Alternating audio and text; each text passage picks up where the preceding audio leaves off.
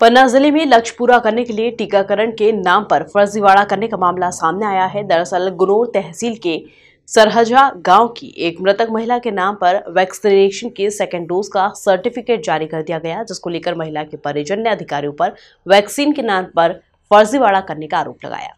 दरअसल मामला गुनोर तहसील में आने वाले एक गांव का है, जहां पर चंद्रकली कुरिया नामक महिला की बीमारी के चलते मौत हो गई थी, जिसको वैक्सीन का पहला डोज 14 अप्रैल को लगा था। महिला की मृत्यु तकरीबन 7 महीने बाद वैक्सीनेशन कॉल सेंटर से वैक्सीन का दूसरा डोज लगवाने के लिए फोन आया, जिस पर महिला के परिजनों द्वारा उनकी मृत्यु हो जाने की सूचना दे दी गई। इसके बावजूद भी जिला चिकित्सालय द्वारा अपना टारगेट पूरा करने के लिए मृत महिला को वैक्सीन का दूसरा डोज लगाकर बाकायदा सर्टिफिकेट भी जारी कर दिया गया। जब यह मामला मीडिया के संज्ञान में आया तो टीकाकरण अधिकारी इस पर लीपापोती करते हुए नजर आए। इसी बात को लेकर महिला के परिजन ने अधिकारियों पर वैक्सीन का टारगेट पूरा करने के लिए फर्जीवाड़े का आरोप भी लगाया। मुझे प्रॉब्लम ये हुई है कि मेरी मौसी हैं जो वो पन्ना में ही रहती थी और मेरे पास ही रहती थी। उनको 14/4/2021 को फर्स्ट डोज लगा हुआ था और ठीक फर्स्ट डोज लगने के बाद उनकी 7 दिन बाद उनकी डेथ हो गई। और इसके बाद मेरे पास कई बार कॉल आए कि आप अपना वैक्सीन का सेकेंड डोज लगवा लीजिए।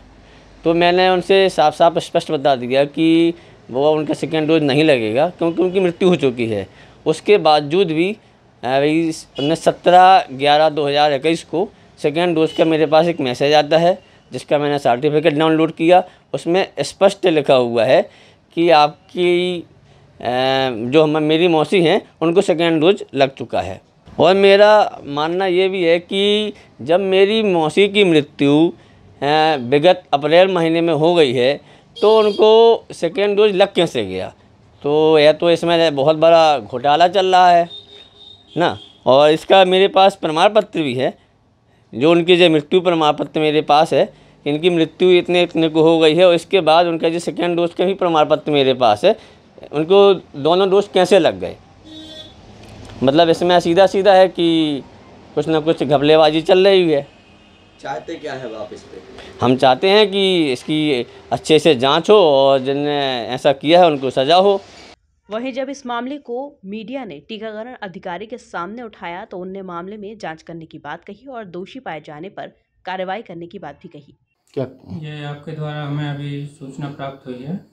अगर ऐसा हुआ है तो हम इसको, आपने बताया कि पॉलिटेक्निक कॉलेज में जो सेंटर है वहाँ से ऐसा मैसेज आया है, तो हम इसकी जांच कराएंगे।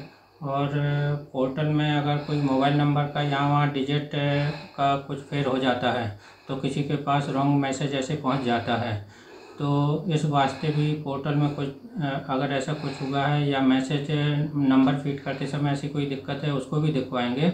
और अगर ऐसा हुआ है तो हम उसकी जांच करवाएंगे, उसको दिखवाते हैं जिस सेंटर से ऐसा हुआ है।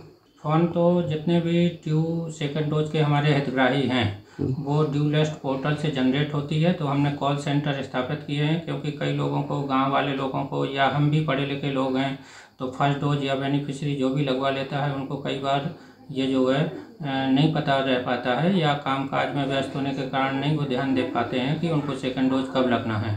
तो हमने कॉल सेंटर यहाँ पे जिला लेवल में भी स्थापित किया है और ब्लॉक लेवल में भी स्थापित किए हैं, जिससे कि लोगों को टाइम रहते ये सूचित किया जा सके कि नज़दीकी सेंटर में जाकर के अपना वैक्सीनेशन करवाना सुनिश्चित करें।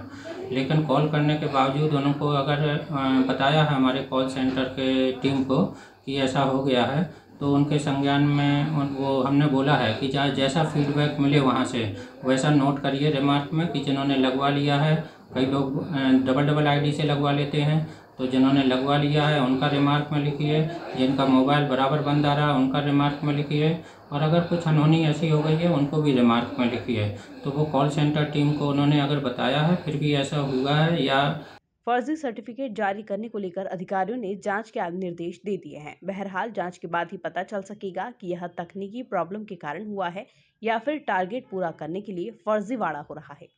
MP न्यूज़ TV के लिए संवाददाता संदीप पांडे की रिपोर्ट।